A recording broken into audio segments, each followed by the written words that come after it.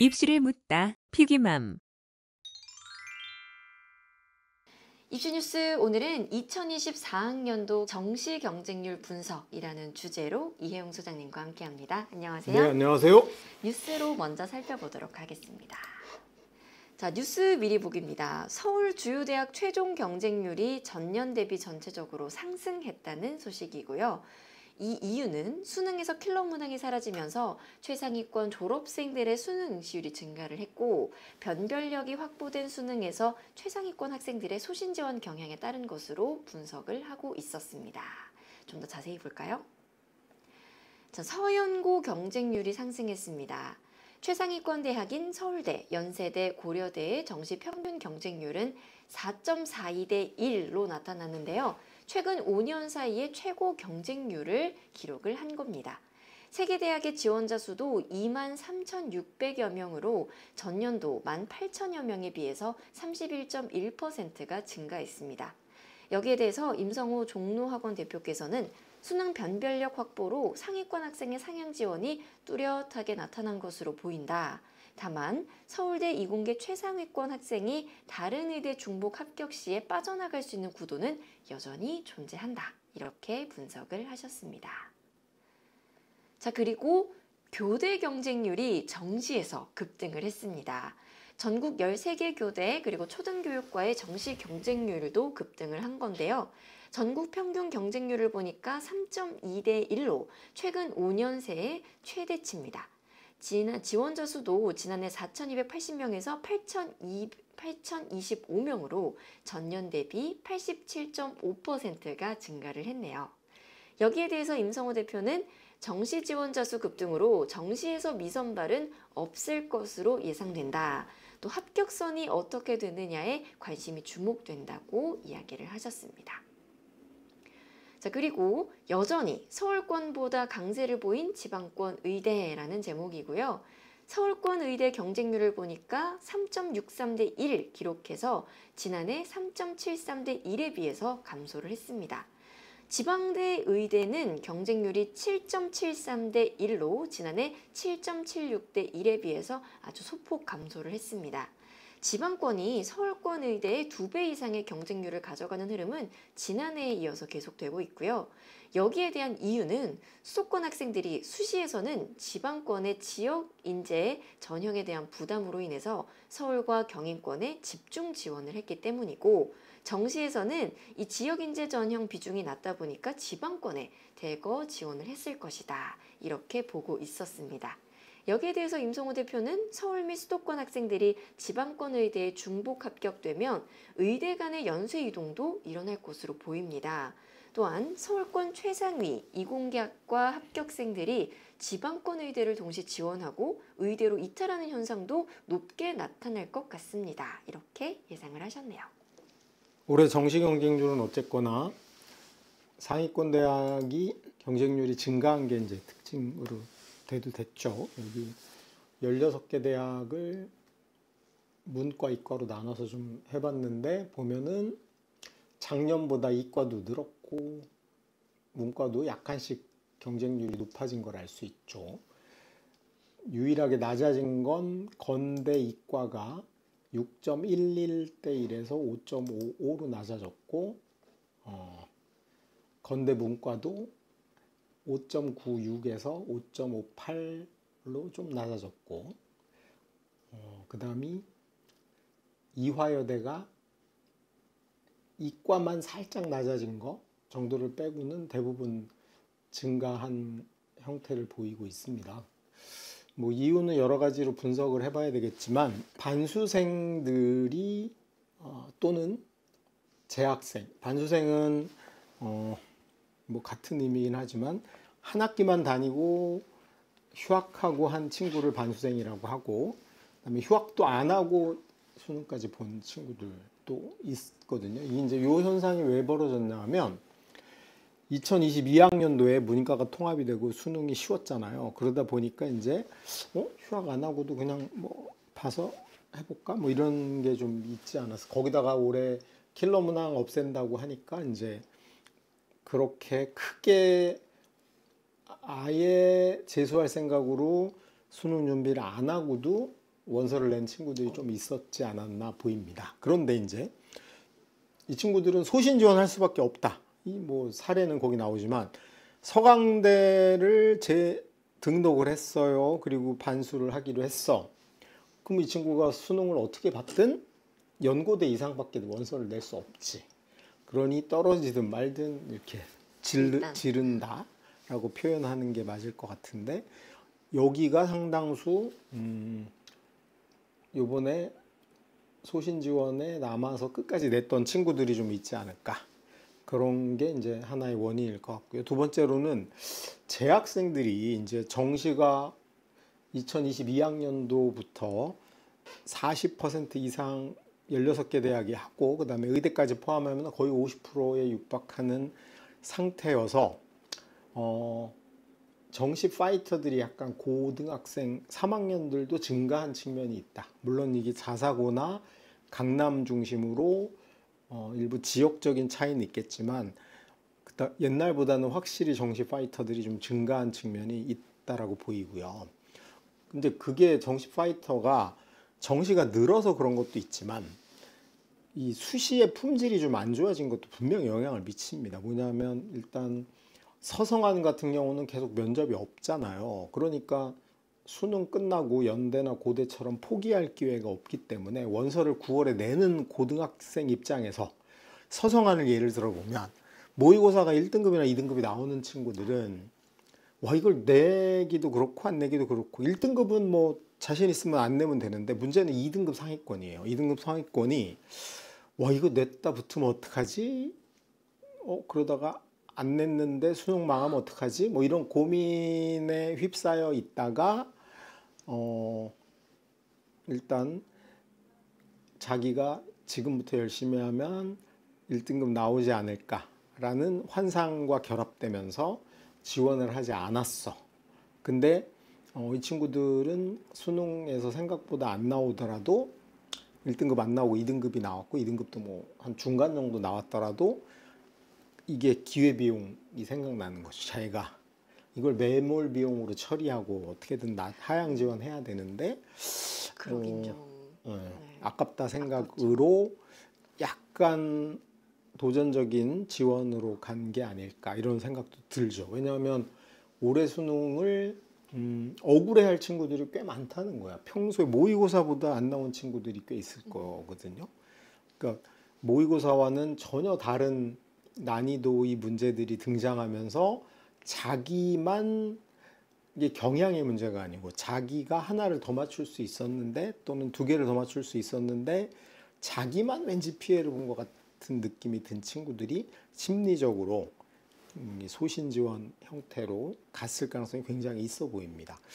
근데 사실 이 문제를 저는 좀 어쨌든 너무 어른들이 너무한 것 같아요. 왜 9월에 원서 내는 시점, 수능 100일 남은 시점에 강요를 하는지. 이게 사실은 학종의 경우는 대부분 수능 뒤에 면접을 보는 방식으로 좀 바꾸라고 유도를 해줘야 되지 않을까. 안 그러면은 그걸 9월에 미리 나는 수능 망할지도 모르니까 서강대라도 가야지. 100일이나 남았는데요. 뭐 그런 대부분 그래요. 수능 끝나고 면접 있는 학교가 내년에는 고대도 없어지니까 연대, 서울대 남고 경희대 남고 중앙대 일부 남고 나머지는 없어. 그러니까 참 애매한 걸 아이들한테 고3 때 이렇게 강요하는 측면이 좀 있어서 요건 좀 불합리한 점이 있다라고 보입니다. 그 다음에 이제 대학별로 인원이 증가한 이유를 잠깐 구분해 보면 서울대는 이과가 특히 많이 늘었는데 그거는 과탐 2를 원래 선택하지 않으면 지원 자체가 안 됐는데 이제는 가산점으로 바뀌어서 과학을 원 본 친구들도 낼 수 있게 된 거죠. 그래서 과거 같으면 지방의대 내고 연고대를 냈던 친구들이 지방의대 하나 내고 서울대를 낼 수도 있게 됐기 때문에 뭐 아주 굉장히 자연스러운 현상이라고 보이고, 그 다음에 이제 올해 고대 같은 경우 연대는 뭐 전반적으로 늘어난 특징을 지니고 있어요. 뭐 그 원인은 앞에 일반적인 원인과 비슷할 것 같아요. 근데 고대는 올해 이제 아주 약간 새로운 전형이 들어오면서 굉장한 변수로 작용을 했는데 그게 고대가 저기 내신 반영하는 교과 전형을 신설을 했거든요.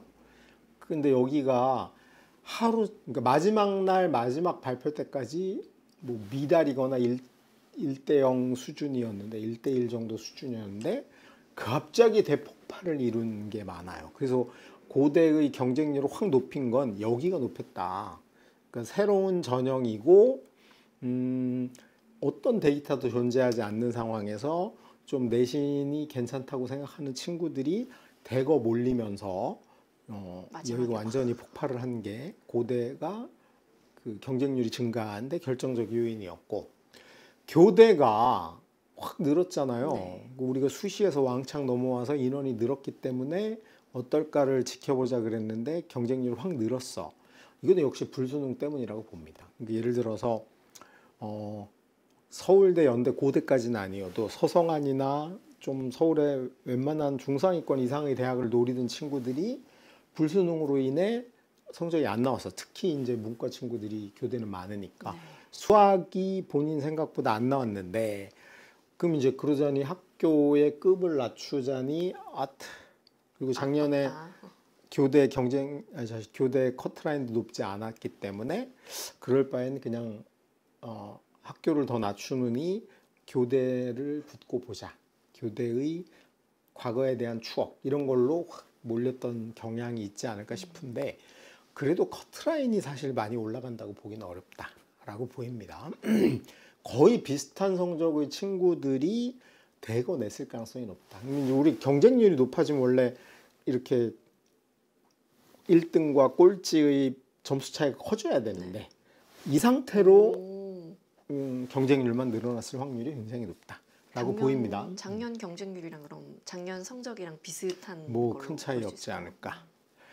그리고 이제 건대가 유일하게 아까도 봤지만 문과이과 다 하락을 했는데, 건대는 이건 뭐 제가 보기에 정책적 실수지 않을까.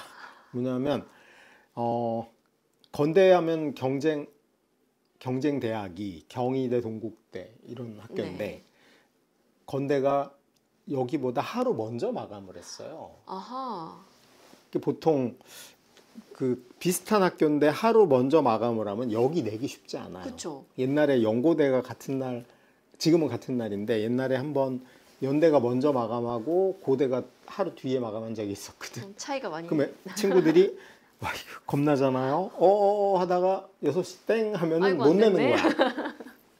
이제 그런 걸로 인해서 사실 건대를 지원을 했어야 될 더 두툼한 층들이, 왜냐면 건대는 어차피 서연고나 서성안이 불안한 친구들이 낼 거 아니야. 그러면 이제 고기가 경희대, 건대, 동국대 요 세 개가 몰려 있는데 이걸 내 마라를 고민하다가 이제 놓친 친구들이 어쩔 수 없이 경희대나 동국대로 몰린 현상이 있어서 그 이유가 좀 컸지 않을까 보입니다. 그다음에 의대의 경우는 아까 기사에서도 다뤘지만 인서울은 학교가 9개인데 여기서는 이제 울산대는 그냥 울산으로 분류를 했습니다. 지역 인재가 있어가지고. 서울에 있는 의대가 9개인데 모집 인원이 401명이었어요. 근데 1455명이 내가지고 3.63대 1의 경쟁률을 보였고, 수도권이 경기 인천이잖아요. 3개밖에 없어. 네. 인구는 거의 반인데 3개밖에 없는데 41명 뽑았고 와. 664명이 내가지고 16대 1이고요. 비수도권이 이제 지역 인재가 대거 포진하고 있는 수시에서 27개 학교에서 736명을 선발했는데 5,686명이 내서 7.73대 1을 해서 서울보다는 뭐 2배 정도가 됐고, 근데 수도권보다는 반.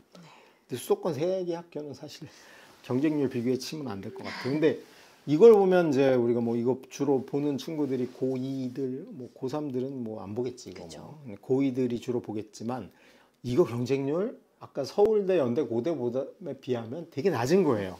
더군다나 이 수시 의대 경쟁률하고 비교해 보면 수시 인서울 9개 대학은 경쟁률이 47대 1입니다. 수도권은 133대 1이고 비수도권은 18대 1밖에 안 돼요. 그러니까 수시 때는 비수도권이 굉장히 낮은 편이고 정시 때는 약간 높은 거죠. 이게 이제 지역 인재의 영향이 굉장히 크다. 이렇게 생각해 보면 되고 수시 때만 해도 학생들이 구조적으로 서울이나 수도권에 있는 친구들이 지방을 낼 수가 없어요.